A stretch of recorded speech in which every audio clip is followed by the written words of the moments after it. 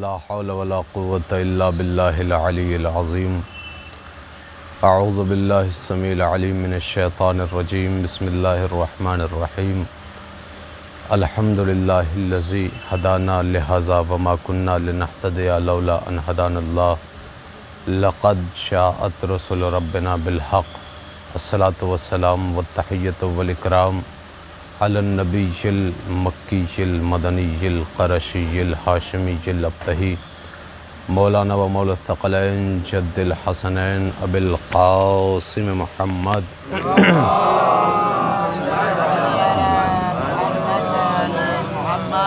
व आलिहि तय्यबीन अत्ताहिरीन अल-मासूमीन अल-मज़लूमीन व लअनतुल्लाहि अला आदाइहिम अजमईन। अम्मा बाद फ़क़द क़ाला रसूलुल्लाह सल्लल्लाहु अलैहि व आलिहि वसल्लम या अली अंता व शिअतुका हुमुल फ़ाइज़ून। सलवात पढ़े मोहम्मद वाले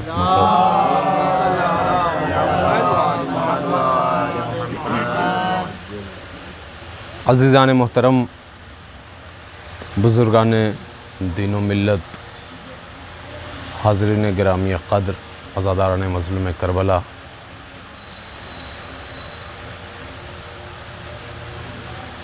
शुक्र है परवरदिगार का कि हम अहले बैत के ज़िक्र में तशरीफ़ फरमा हैं, इसलिए कि कायनात में इससे बड़ा ना कोई ज़िक्र है, न इससे अच्छी कोई बैठने की जगह है। अगर कहा जाए तो यही जन्नत भी है और यही अहले बैत का साथ भी मिलने वाला है और यहीं से अहले बैत का करम भी हमारे साथ होगा। इसलिए कि अली का चाहने वाला हर एतबार से कामयाब व कामरान है। रसूल की हदीस इरशाद फरमा रही है कि या अली अंता व शिअतुका हुमुल फ़ाइज़ून। या अली, आप और आपके चाहने वाले कामयाब हैं। मैं बारहा इस हदीस को मौजू बना देता हूँ, इसलिए कि ये बड़ा वसी मौजू है। अली के चाहने वाले कामयाब हैं, अली तो कामयाब है ही, लेकिन अली के चाहने वाले भी कामयाब हैं। लिहाजा अज़ीज़ान मोहतरम, अली के चाहने वाले कामयाब हैं और हम अपने को अली का चाहने वाला कहते भी हैं, मानते भी हैं, समझते भी हैं और जतलाते भी हैं कि अली के चाहने वाले हैं। लेकिन जतलाया उस मकाम पर जाता है कि जहाँ पर इतना यकीन हो कि हम अली के चाहने वाले हैं कि जिसका चाहने वाला ख़ुद को बता रहे हैं वो हमें कबूल करने के लिए तैयार हो, वो हमें कबूल करने के लिए आमादा हो, या तो वो हमारी जो गुफ्तगू है उस पर स्टंप लगा दे कि हाँ ये हमारा चाहने वाला है। फिर अगर जतलाने वाला जतलाए तो फिर वाक़ईन उसके जतलाने में हुस्न भी आएगा, उसके जतलाने में खूबसूरती भी आएगी और फिर उसके जतलाने वाले को पूरी कायनात कबूल भी करेगी। इसलिए कि जिसके बारे में कह रहा है वो उसे कबूल कर रहा है। और यही दुनिया का कानून भी है कि जब तक सामने वाला कबूल नहीं करेगा तब तक चाहे इंसान ज़बान से कितना भी बोलता रहे कोई फ़ायदा नहीं है। अदालत में चाहे जितना भी चिल्लाता रहे, लेकिन जब तक उसके सामने के वो शख्स की ज़बान नहीं गवाही देगी तब तक उसको कबूल करने वाला नहीं होगा। लिहाजा अज़ीज़ान मोहतरम, यही माहौल अहले बैत के हवाले से है कि हम अहले बैत के चाहने वाले हैं। हमारे पास एक बहुत बड़ी दलील है ये रसूल की हदीस कि अली और अली के चाहने वाले कामयाब हैं। अब इस दलील को कोई काट नहीं सकता, बस शर्त यह है कि उसे रसूल की ज़बान पे यकीन हो, उसे रसूल की ज़बान पे यकीन हो। अगर रसूल की ज़बान पे यकीन नहीं होगा तो फिर वो न तो अली को मानेगा, न अली की कामयाबी को मानेगा, न अहले बैत के चाहने वालों को कामयाबी की मानेगा। लिहाजा अज़ीज़ान मोहतरम, यहाँ पर एक जुमला कह के मैं आगे बढ़ जाऊँगा कि अगर हम जतलाते हैं कि हम अली के चाहने वाले हैं तो फिर हमें अपने तमाम आज़ाओ जवारे के साथ साथ अपनी ज़बान के साथ ऐसा अमल करके दिखाना होगा कि अहले बैत कहे कि यह हमारा चाहने वाला है। सिर्फ ज़बान की गवाही काबिल कबूल शायद ना हो, इसलिए कि जब तक आज़ाओ जवारे गवाही नहीं देंगे तब तक न अहले बैत कबूल करेंगे न परवरदिगार आलम कबूल करेगा। बल्कि अहले बैत कबूल ही उस वक्त करेंगे कि जब हम पूरे वजूद के साथ अहले बैत के हो जाएं। और पूरे वजूद के साथ अहले बैत के तभी हो सकते हैं कि जब हम करबला को सिर्फ एक जंग नहीं समझेंगे, हम गदीर को सिर्फ एक हुजूम नहीं समझेंगे, हम तमाम जंगों को एक सिर्फ मारका आराई नहीं समझेंगे, बल्कि चाहे वो रसूल की जिंदगी में हो, चाहे वो अली की जिंदगी में हो, चाहे वो अहले बैत की जिंदगी में हो, वो रसूल के बाद अली के बाद वो तमाम के तमाम मकामात को अपने जहन और अपने दिल और अपने दिमाग में रखने के बाद अगर उस पर अमल पैरा होकर अहले बैत से कहेंगे मौला हम आपके चाहने वाले हैं, तो इमाम फिर रोज़े महशर कहेंगे ये हमारा चाहने वाला है, पहले ये जन्नत में जाएगा फिर हम जाएंगे। लेकिन यहां पर अपने आज़ाओ जवारे से गवाही दिलवाने की जरूरत है, अपने अमल से गवाही दिलवाने की जरूरत है। अपने अमल को ऐसा बनाएं कि अहले बैत कहें ये हमारा चाहने वाला है। सलमान क्या कोई अहले बैत में से था? सलमान हम जैसे थे, हम ये कह सकते हैं कि सलमान हम जैसे थे। लेकिन अजीज़ान मोहतरम, उनके दिल का जो नूर था वो अहले बैत से जो मिला हुआ था वो बड़ा करीब था। अहले बैत के जो आमाल थे, अफकार थे, किरदार थे, कैरेक्टर थे, नेचर थे, उससे जनाबे सलमान हमारी तरह नहीं करीब हुए थे। वो उनके तमाम के तमाम असरार और रमूज़ को पहचानने के बाद अहले बैत से करीब हुए थे।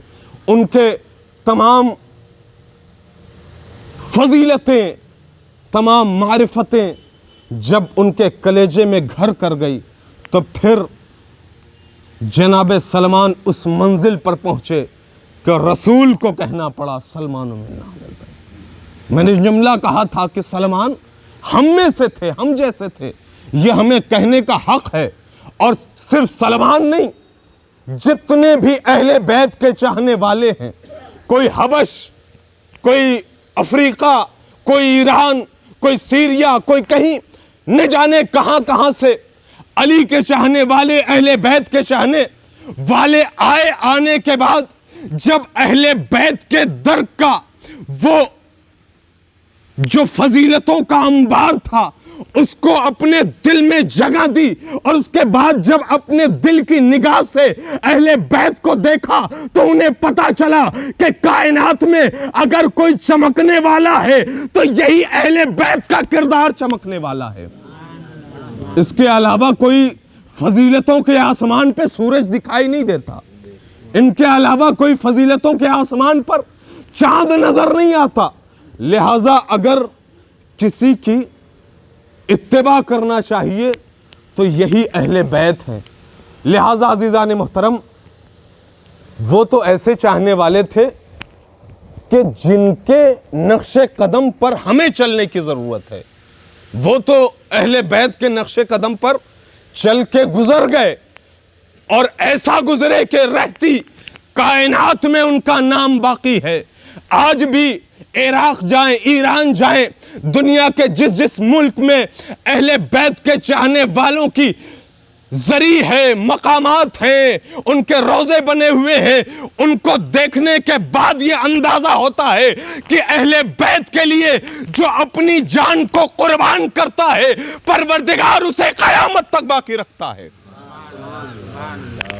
लिहाजा वो कामयाबी की बड़ी मंजिलों पर फायज थे। लिहाजा परवरदिगार आलम ने भी उनको इस अंदाज से बाकी रखा कि वो हमारे लिए नमूना है, हमारे लिए दर्स है, हमारे लिए लेसन। लिहाजा अज़ीज़ान मुहतरम, रसूल की हदीस क्या कह रही है? या अली अंता व शिअतुका हुमुल फाइजून फि दुनिया वल आखिरा, दुनिया में भी और आखिरत में भी। ऐसा नहीं है कि अली के चाहने वाले सिर्फ आखिरत में कामयाब होंगे, नहीं, बल्कि दुनिया में भी कामयाबी और कामरानी उनके कदम चूमते हुए नजर आएगी। लेकिन शर्त यह है कि अली के गुलाम बनकर जिए। अली का गुलाम बनकर जो जिएगा तो हो सकता है गरीबी उसके नसीब में हो। इसीलिए मैं बारहा अपने छोटे भाइयों से कहता हूं कि कभी लिबास देखकर उनकी इज्जत न करना, कभी बड़ी गाड़ियों से उतरते हुए देखकर उनकी इज्जतें न करना, बल्कि इज्जत उनकी करना कि जिनके कलेजे में अहले बैत की मोहब्बत ने उस पे ऐसा मजबूर किया है कि अहले बैत की सिफतें उनके घर कर गई हैं। लिहाजा तुम अहले बैत को अपने नजर में रखो।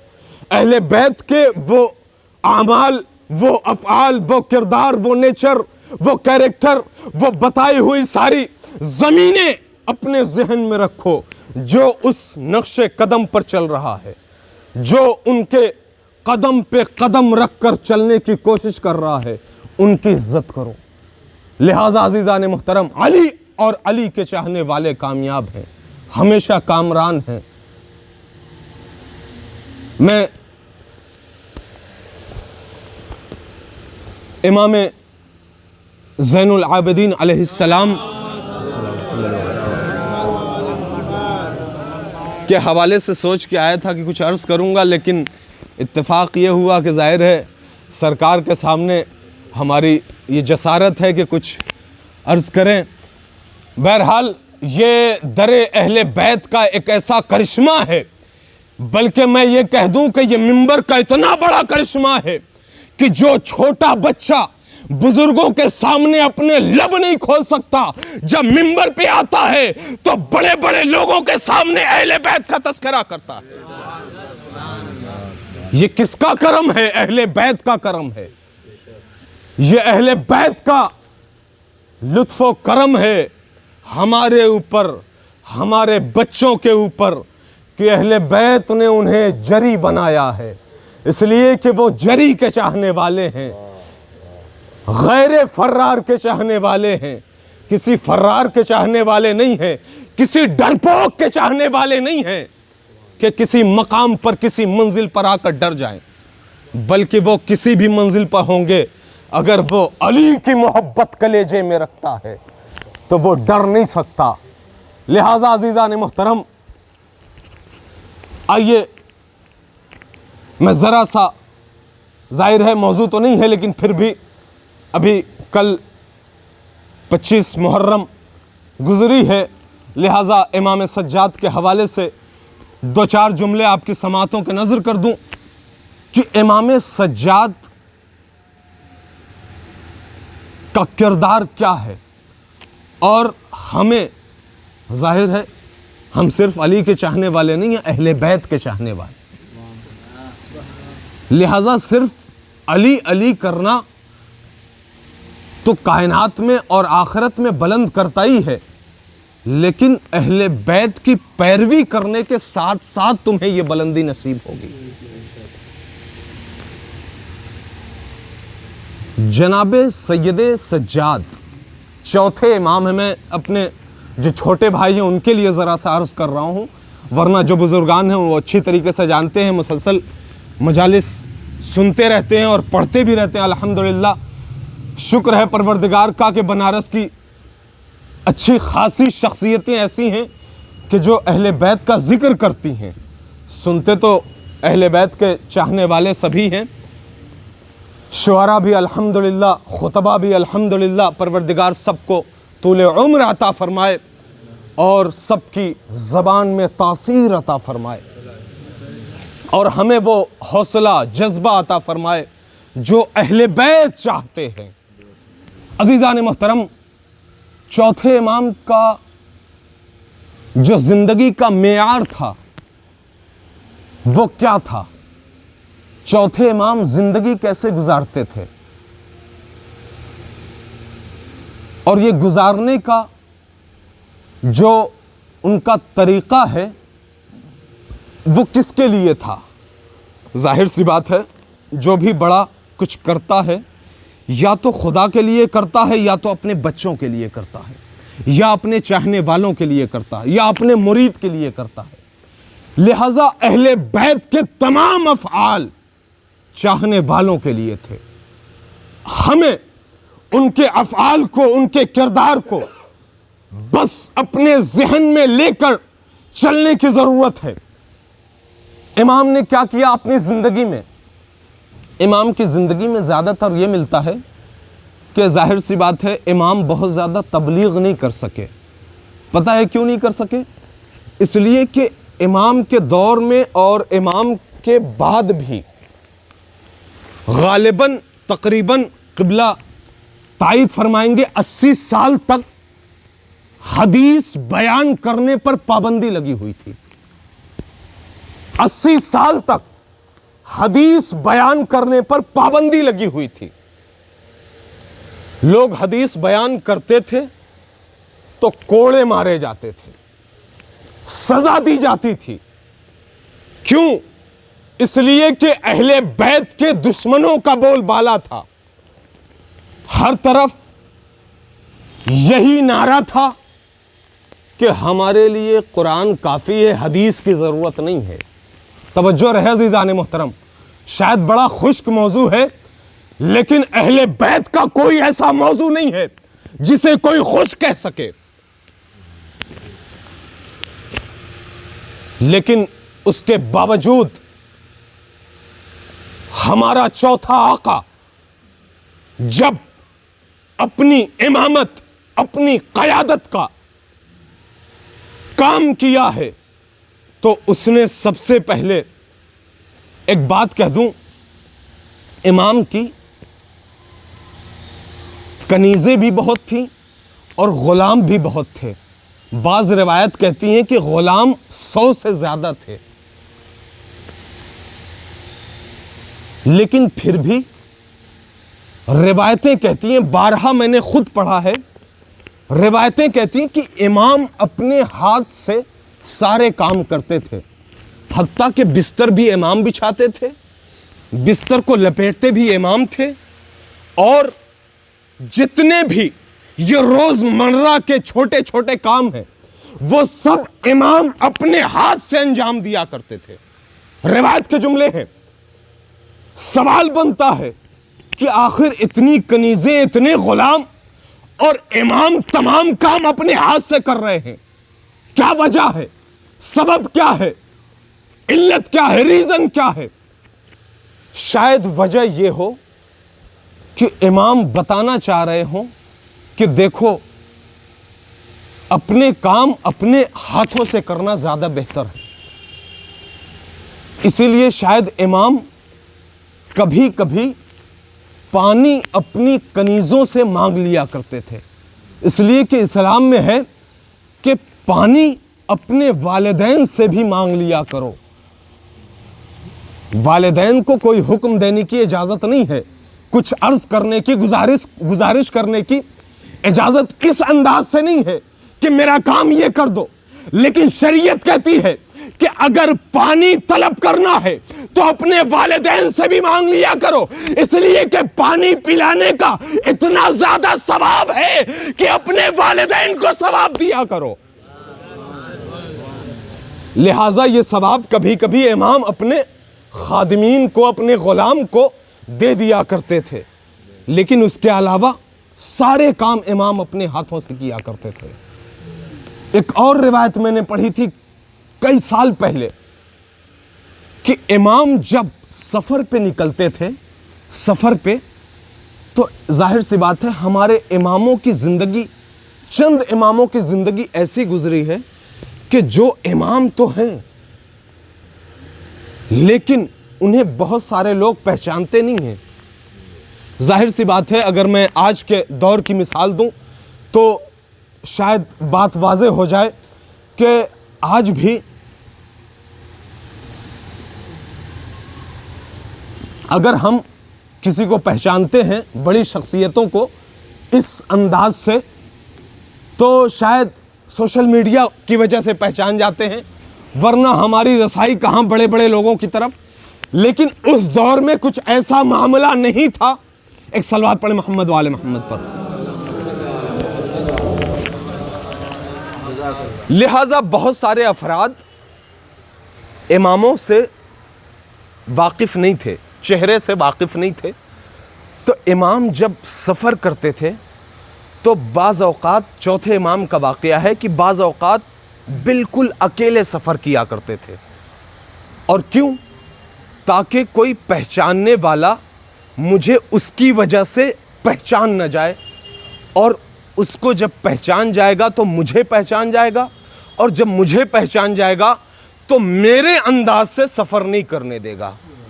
पूरी तवज्जो रहे, बहुत अमीक गुफ्तगू है जहन को झिझोड़ने के लिए कि हम जब ज़रा सा बुज़ुर्ग होते हैं, हम जब ज़रा सा बुलंद होते हैं, हम जब ज़रा सा बड़े होते हैं, तो चाहते हैं कि हमारा काम ये कर दे, हमारा काम वो कर दे, हमारे पीछे पीछे चले। नहीं अज़ीज़ान मोहतरम, अगर चौथे इमाम के चाहने वाले हो तो उनसे सबक लो कि चौथे इमाम क्यों अकेले सफ़र किया करते थे। जब अकेले सफ़र किया करते थे तो कहते थे कि मैं किसी को साथ नहीं लेके जाऊंगा। यही वजह थी कि जब सफ़र पे चलते थे तो जाहिर सी बात है लोगों के पास सामान हुआ करते थे, लोगों के हाथ बटाया करते थे, सामान लोगों के खुद उठाया करते थे।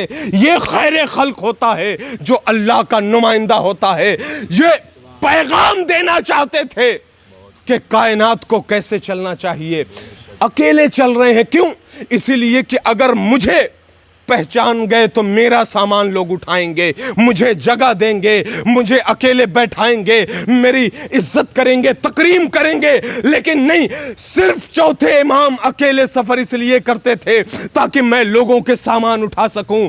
मैं भी लोगों के दरमियान इस अंदाज से बैठकर उन्हीं के जैसा बन सकूं। ऐसा न हो कि लोग आकर मुझे जगह दे दें और लोग आकर मेरी इज्जत करें और लोग मेरी वजह से तकलीफ उठा लें।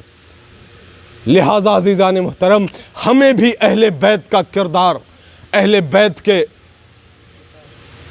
किरदार से अपने जहनों को, अपने दिलों को मुज़य्यन करने की ज़रूरत है। चौथे इमाम का एक वाक़या है जो नक़ल कर दूं, शायद वक्त है अभी कुछ, अगर इजाज़त दें आप हज़रात।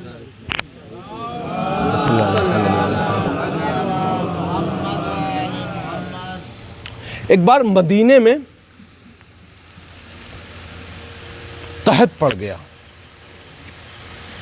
बड़ा मशहूर वाक़या है, आप हज़रात के जहनों में होगा।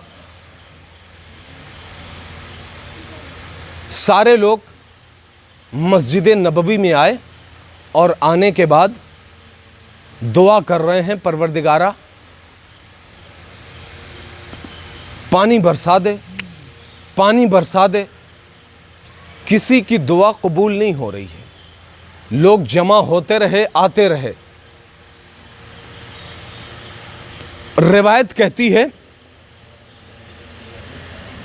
कि एक हबशी गुलाम आया और आने के बाद बड़े आहिस्ता से मस्जिद नबवी के एक कोने में बैठा और बैठने के बाद अपने हाथों को बुलंद किया और चंद जुमले कहे।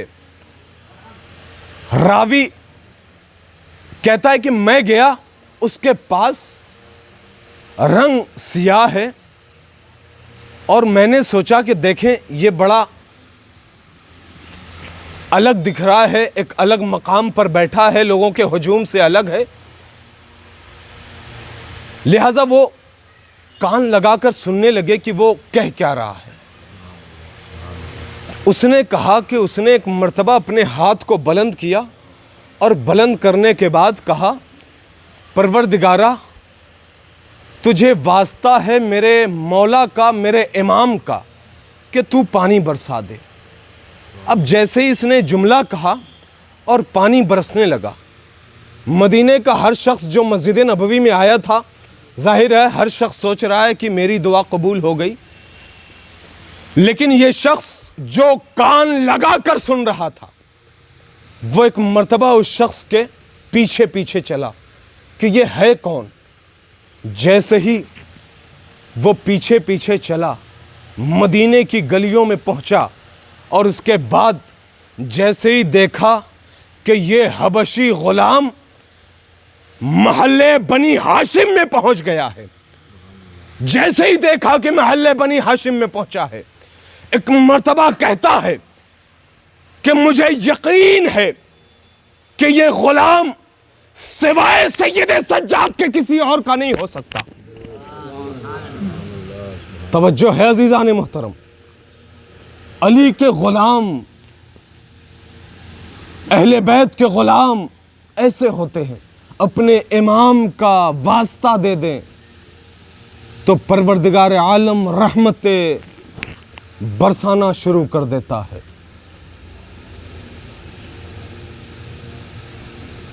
जब कुछ रोज गुजर गए तो वो शख्स इमाम सज्जाद के पास आया और आने के बाद कहता है कि सैयद सज्जाद, मेरी एक गुजारिश है, क्या आप कबूल करेंगे? मैं कुछ मांगना चाहता हूं। इमाम ने फरमाया, मांग, मैं अता करूंगा। उसने कहा, मैं गुलाम चाहता हूं कि मुझे दे दें। इमाम ने कहा, हुक्म दिया कि तमाम गुलामों को बुलाया जाए। तमाम गुलामों को बुलाया गया और बुलाने के बाद जब सारे गुलाम इकट्ठा हो गए तो इमाम ने कहा, इसमें से किसी भी गुलाम को ले लो। लेकिन वो शख्स कहता है, जो रावी था, वो कहता है कि जो मुझे गुलाम चाहिए वो अभी नजर नहीं आता। एक मर्तबा इमाम ने कहा, उस गुलाम को बुलाओ कि जो गुलाम छुपा हुआ है, जो गुलाम अपने आप को छुपाए रखा है। जब वो गुलाम आया और आने के बाद इस शख्स ने कहा कि जी मुझे यही गुलाम चाहिए। जैसे ही कहा और इस गुलाम ने अपने हाथों को बुलंद किया और बुलंद करने के बाद कहा, परवरदिगारा, मैंने एक वादा किया था कि अगर जिंदगी रही तो सिर्फ अहले बैत के कदमों में रहेगी, अगर मेरी जिंदगी रही तो सिर्फ सैयद सज्जाद के कदमों में, वरना मुझे मौत दे दे परवरदिगारा। वो शख्स कहता है कि जैसे ही उसने जुमले कहे उसे वहीं पर मौत आ गई। अब आखिरी जुमला उस अहले सुन्नत राइटर का सुन लो और यहीं से मसाइब।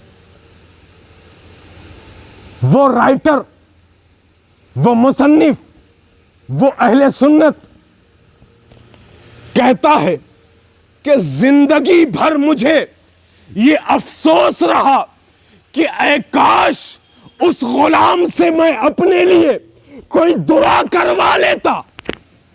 तवज्जो रहे अजीजाने मोहतरम, मुझे अफसोस रहा पूरी जिंदगी कि मैं उस गुलाम से कोई अपनी दुआ कबूल करवा लेता, इसलिए कि वो मुस्तजाब दावत था, उसकी दुआएं कबूल होती थी। अरे यही तो उम्मत मुस्लिमा से कहना चाहते हैं कि तुम उन्हें पकड़ते हो कि जो अहले बैत से मुंसलिक है। अरे अगर तुम उनको पकड़ो कि जिनके पास दुआएं मुस्तजाब करने का वो सलीका भी है और बताया भी है, जिनके दर पे तमाम दुआएं मुस्तजाब होती हैं, जो मुस्तजाब करने का अख्तियार भी रखते हैं, तुम उनके दर से दूर हो और जो उनके दर पे मौजूद हैं उनके लिए तुम ख्वाहिश करते हो। लिहाजा तुम जर्रे को पकड़ते हो, आसमान को छोड़ देते हो। तुम तिनकों को सहारा बनाते हो लेकिन तुम असल कश्ती को छोड़ देते हो। लिहाजा तिनका कभी सहारा इस मकाम पर नहीं दे सकता। अगर सहारा देगा तो वही देगा कि जो अहले बैत का सफ़ीना है। अज़ीज़ान मोहतरम, ये सैयद सज्जाद जिनके ग़ुलामों के अंदर इतनी कैपेसिटी थी, इतना अख्तियार था कि अगर दुआ कर दें तो परवरदिगार रहमत नाजिल करता था। और बारहा बहुत सारे वाक़यात हैं, अहले बैत के चाहने वाले दुआ करते थे तो परवरदिगार आलम फ़ौरन पूरी करता था। और यही दुआ की पूरी होनी इस बात की दलील है कि अहले बैत के और अली के चाहने वाले कामयाब हैं। कामयाबी की सबसे बड़ी यही दलील है कि एक अली का चाहने वाला अगर दस्ते दुआ बुलंद कर देता है और फौरन पूरी हो जाती है। यही है सबसे बड़ी कामयाबी की दलील।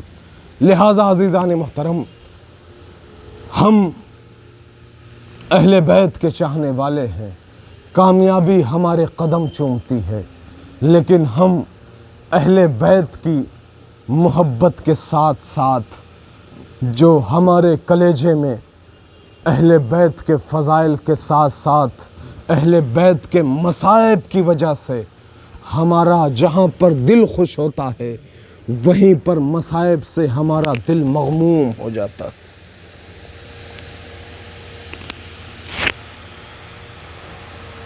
जहाँ हमें खुशियों का मौका फराहम होता है वहीं पर अहले बैत ने गमों का एक पहाड़ दिया है जो इस कदर सवाब का हामिल है कि अगर हमारी आँखों से गमे अहले बैत में एक कतरा भी गिर जाए तो परवरदिगार आलम अगर हकीकी कतरा है तो उसे जन्नत में जगह अता करता है, रुमाल ज़हरा में वो जगह पाता है। लिहाजा अज़ीज़ान मोहतरम, सैयद सज्जाद से ज़्यादा किसी ने गिरिया नहीं किया। या तो फिर हमारा इमाम है जो आज भी खून के आंसू रो रहा है। हम क्या गिरिया करेंगे, हम क्या रोएंगे, हम क्या तड़पेंगे, हम क्या बयान कर पाएंगे। न वो शहादत का जज्बा है, न वो रोने का सलीक़ा है। लेकिन सलीक़ा भी अहले बैत ने बताया है कि जब रो तो ऐसे रो कि जैसे किसी माँ का जवान बेटा गुज़र गया हो। ऐसे रो कि जैसे सैयद सज्जाद गिरिया किया करते थे। ऐसे गिरिया करो जैसे मेरा आखिरी इमाम पर्दे में खून के आंसू रो रहा है। जज़ाकल्लाह आज़ादारों, मैं बड़ा मुख्तसर सा मसाइब पढ़ूंगा, लेकिन अगर तुम्हारा कलेजा गवाही दे कि आंसुओं को न रोक सको तो अपनी आंखों से बरसा देना। सैयद सज्जाद का मसाइब, सैयद सज्जाद के मसाइब करबला तक थे नहीं, करबला के बाद शुरू हुए हैं, करबला के बाद आगाज़ हुआ है। शायद सैयद सज्जाद के मसाइब के लिए सैयद सज्जाद की ये राहें ऐसी थीं कि जो बड़ी दुश्वार कुन थीं। सैयद सज्जाद के लिए, अपने इमाम के लिए, अपने आका के लिए मैं जब सोचता हूँ तब मेरा दिल कांप जाता है कि सैयद सज्जाद हथकड़ियों में जकड़ा हुआ, बेड़ियों में लगा हुआ, गले में तोक है और कमर में लंगर है, कैसे चल रहा होगा मेरा इमाम। मैं एक जुमला, कसम खुदा की मैं ये सोचता हूँ, जुमला ज़्यादातर ऐसे ही बयान कर दिया जाता है, नहीं अज़ादारों, मैं सोचता हूँ कि जिस वक्त मैं भी मजलिसें नहीं पढ़ा करता था और मैं भी इसी तरह मजलिसें बैठकर सुना करता था, तो वो वक्त भी सोचता हूँ और आज का वक्त भी सोचता हूँ कि जब सैयद सज्जाद के मसाइब हुआ करते थे कि जनाबे सैयद सज्जाद बड़े लागर थे, बड़े बीमार थे, चल नहीं पाते थे, तो हम उस वक्त भी सोचते थे कि सैयद सज्जाद कितने ज़ईफ होंगे, कितने बुजुर्ग होंगे, है ना आज़ादारों। मैं अपने दौर की बात बता रहा हूं। लेकिन आज़ादारों, जुमला सुन लेना, जनाबे सैयद सज्जाद अरे 23 साल के जवान थे। उनकी बीमारी ने उन्हें ज़ईफ कर दिया। और अब एक जुमला सुन लो और उसके बाद अपने आंसू ना रोक पाओगे। इमाम से कहा, मौला आपकी ये बुजुर्गी, आपकी ये ज़ईफी कैसे आ गई, कैसे आ गई। इमाम ने कहा, बड़ी रिवायतें हैं, लेकिन एक जगह इमाम ने कहा, ए पूछने वाले, ए सवाल करने वाले, ये बुजुर्गी किसी और वजह से नहीं आई, बल्कि ये बुजुर्गी इसलिए आई, ये बुढ़ापा इसलिए आया, ये ज़ईफी इसलिए आई कि जब मेरी अरे 4 साल की बच्ची यतीमा कहती थी, ए भैया अरे मेरे मसाइब कब खत्म होंगे, कब हम वतन पहुंचेंगे। ए भैया मेरे दामन भी जला दिए गए भैया, ए भैया मेरे गोशवारे भी छीन लिए गए, ए भैया मेरे कानों से खून भी निकला है, ए भैया मेरे रुखसार पे अभी भी तमाचों के निशान हैं भैया। लेकिन सैयद सज्जाद ने कहा, बुजुर्गी और ज़ईफी आने की सबसे बड़ी वजह यह थी कि जब गस्साला आने के बाद कहती है जनाबे ज़ैनब से, ए बीबी इस बच्ची को कोई मरज था। जुमला सुन लेना आज़ादारों, सैयद सज्जाद कहते हैं कि जनाबे सकीना के वो मसाइब मुझसे बर्दाश्त नहीं होते। अरे गस्साला आने के बाद कहती है, अरे बच्ची की जो पुश्त है वो नीली हो चुकी है, बच्ची के पुश्त पे इतने जख्म है कि कपड़ा भी नहीं उतर रहा है। हाँ आज़ादारों, सैयद सज्जाद बड़ी सख्तियां झेल के जिंदाने शाम पहुंचे थे। बाजार शाम होते हुए, दरबार शाम होते हुए जिंदाने शाम में जब पहुंचा है मेरा इमाम, तो कितना मुश्किल मरहला था कि जिस बहन का तस्करा कर रहे हैं सैयद सज्जाद, उस बहन का जनाजा भी उठाने का। जनाबे सैयद सज्जाद जब जनाजे को हाथों में लिए हैं, बाज उलमा कहते हैं कि जनाबे सैयद सज्जाद को बहुत दूर नहीं जाना था, बल्कि सकीना की कब्र जो है वो जिंदाने शाम में ही है, बस एक कोने में है। आज़ादारों, सैयद सज्जाद पहले अपनी हथकड़ियों को संभालते हैं, बेड़ियों को संभालते हैं, लंगर को संभालते हैं, चंद कदम आगे बढ़ते हैं, फिर लंगर को खींचते हैं, चंद कदम आगे बढ़ते हैं, फिर लंगर को खींचते हैं। कितना मजबूर है मेरा इमाम, कितना मजलूम है मेरा इमाम कि जब अपनी 4 साल की बच्ची सकीना के जनाजे को दफनाने के लिए जा रहा है, तो इतनी भी इजाजत नहीं है कि हाथों को खोलकर अरे कब्र के हवाले कर सके। अरे बड़ी मुश्किलों से, बड़ी मशक्कतों से कब्र के पास पहुंचे, आवाज आई, ला मेरे लाल, मेरी अमानत को मेरे हवाले करते, ला मेरे लाल, मेरी अमानत को मेरे हवाले कर दे। इन्ना लिल्लाहि व इन्ना इलैहि राजिऊन, रदम बिक़ज़ाइहि व तस्लीमन लिअम्रिह, बारलाह बिहक़्क़ि ज़हरा व अबीहा व बालिहा व बनीहा। परवरदिगार तुझे वास्ता है, जनाबे सैयद सज्जाद का जिन पर सजदा भी नाज किया करता था। परवरदिगार तुझे वास्ता है अमीर कायनात का। परवरदिगार यहाँ पर जितने हाथ बुलंद हैं, जितने चेहरे गमे हुसैन में मुरझाए हुए हैं, परवरदिगार उन सब की जो दुआएं हैं, जो ख्वाहिशें हैं, जो तमन्नाएं हैं, जो आरज़ू है, परवरदिगार उन सब की दुआओं को पूरा फरमा। परवरदिगार जहाँ कहीं भी शियान हैदर कर्रार हैं, उनकी जान माल इज़्ज़त आबरू की हिफाजत फरमा। परवरदिगार तुझे वास्ता है जनाब अमीर कायनात का, तुझे वास्ता है इमाम हुसैन की मज़लूमियत का, तुझे वास्ता है जनाब अली अकबर के उस छेदे हुए सीने का, तुझे वास्ता है उस अली असगर के छेदे हुए गले का। परवरदिगार इस वक्त कायनात में जहाँ कहीं भी शियान हैदर कर्रार कोरोना वायरस से परेशान है और बहुत सारे अफराद वाक़ईन इस वबा में मुब्तला हैं, परवरदिगार उन सब ने दुआ के लिए मैसेज भी किए हैं। परवरदिगार तुझे बीमार करबला का वास्ता, उनको शिफाए कामिला वाजिला अता फरमाए। परवरदिगार जो बचे हुए हैं, परवरदिगार उन सब को महफूज फरमा।